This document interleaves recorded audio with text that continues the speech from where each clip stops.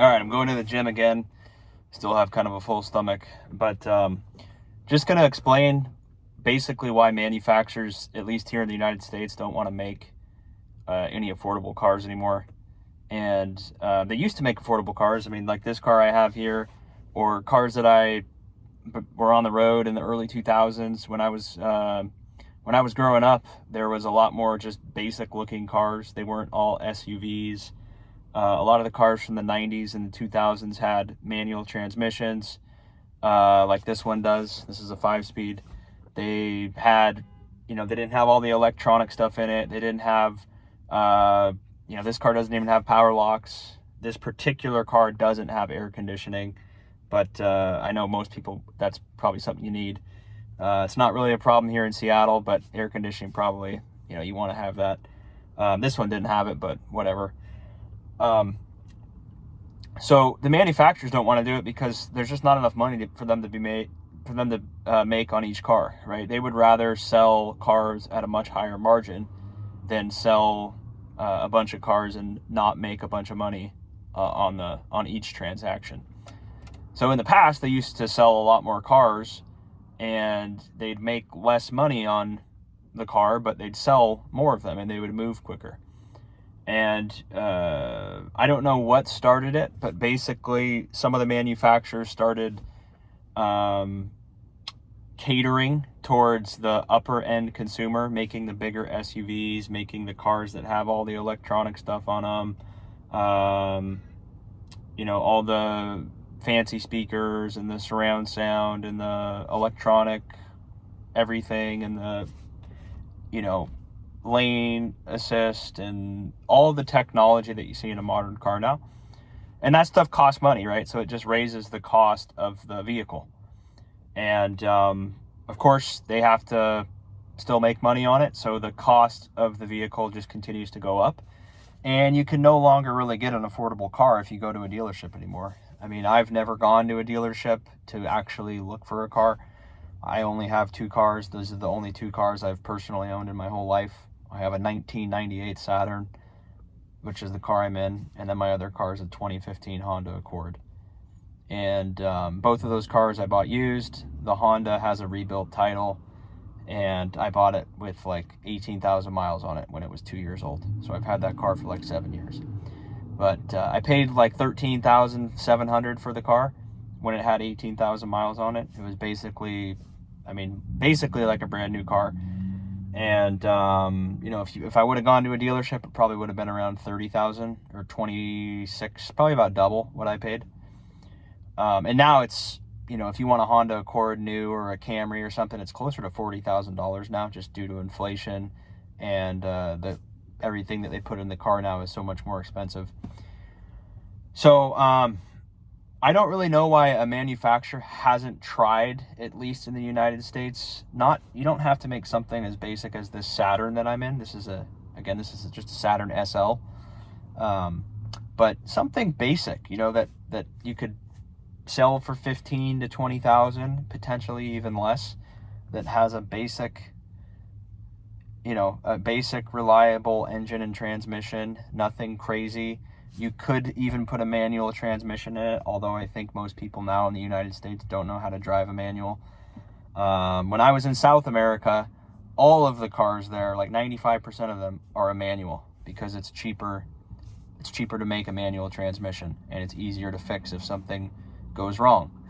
The automatic transmissions need, specialists to look at them. They have all these different, I think it's a lot more complex when you have a problem with an automatic transmission. Now, it's maybe more easy to drive an automatic because you don't have to deal with the clutch and you don't have to deal with the gear shifter. But, Americans are lazy, I guess. So now we just have it seems like there's a flooding of really, really expensive cars that are like $40,000 to $50,000 plus on dealerships.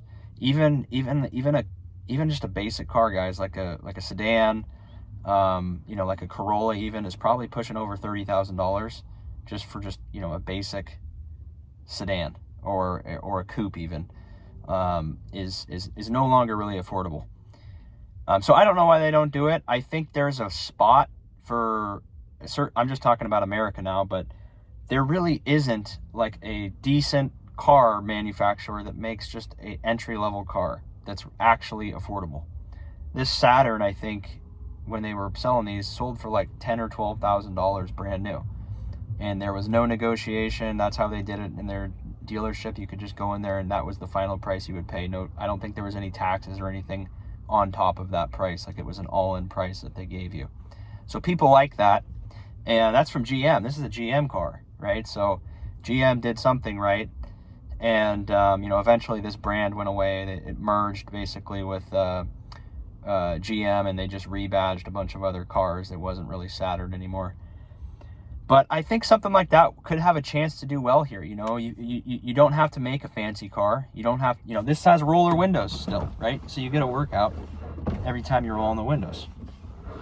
But they're never going to break, okay? They're always going to work. They're cheaper to manufacture. And you could make a car that is a decent car for maybe $12,000, $13,000. And a lot of people would be interested in that, I think. But they don't want to do that because there's just not enough money in it, right? They would rather build all these big SUVs and try to sell them for like $60,000, $70,000, $80,000. Because when they do sell one, they actually make a good margin on it. But the problem is that all these dealerships are full of inventory because people just don't have $60,000, $70,000, $80,000 to spend on a vehicle. Especially, depreciation happens on every car. So if you buy a car for $80,000, you're just the more you spend, the more depreciation you're gonna have. But if you take this car, for example, this is a used car. And I would basically suggest that everyone buy a used car unless you don't care about money and it's not important. If you need to have like a really big car for your family, okay, but you could still find probably a 2 or 3 year old used car where the other person who bought it new needs to sell it and they took most of the depreciation. So instead of paying $60,000 for like a Honda Pilot, you might only have to pay $30,000 for it after like 3 or 4 years, or you might even get it for less if you bought it from a private party. This car, for example, again, this is basically like free transportation because this car has been fully depreciated. It's not worth anything, but I paid $900 for it. It gets 40 miles a gallon. I've put 40,000 miles on it.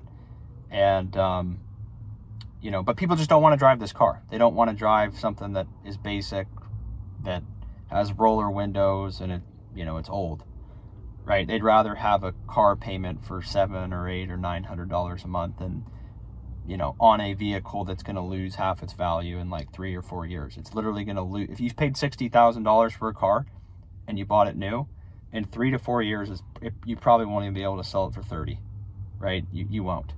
So you eat so much depreciation, and if you have the money, no problem, right? Or if you really need a really big, safe car, I still wouldn't buy it brand new. I would buy one that's a couple years old where you can save money on it, because you don't want to be the person to take that depreciation, right? You want to let someone else pay for the depreciation costs, because there's always newer cars coming out that make your car less desirable and older.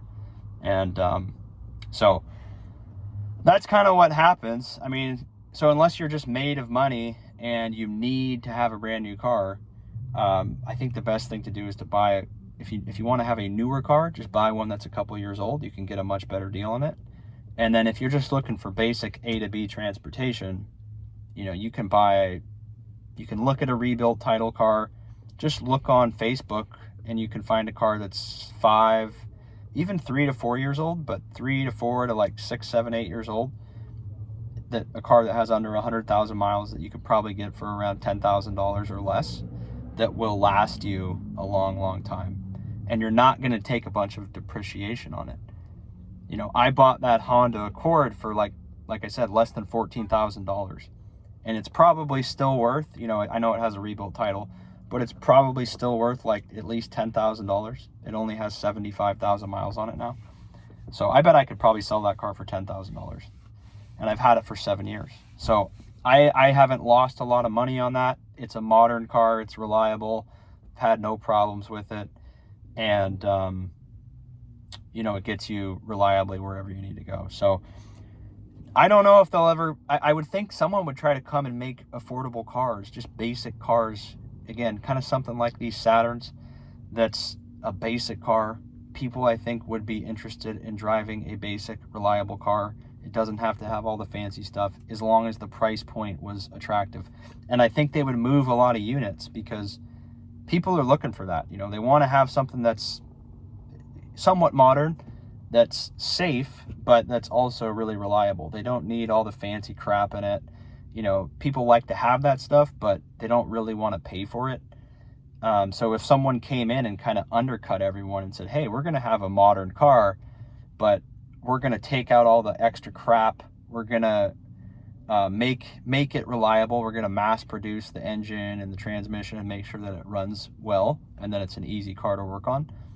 But we're also, the biggest thing is we're going to make it at an attractive price point. We're going to make sure that anyone who wants this car, it's going to be within reach, and it's going to be affordable, and you're not going to lose so much money on the depreciation because it's not an overly expensive car to start with.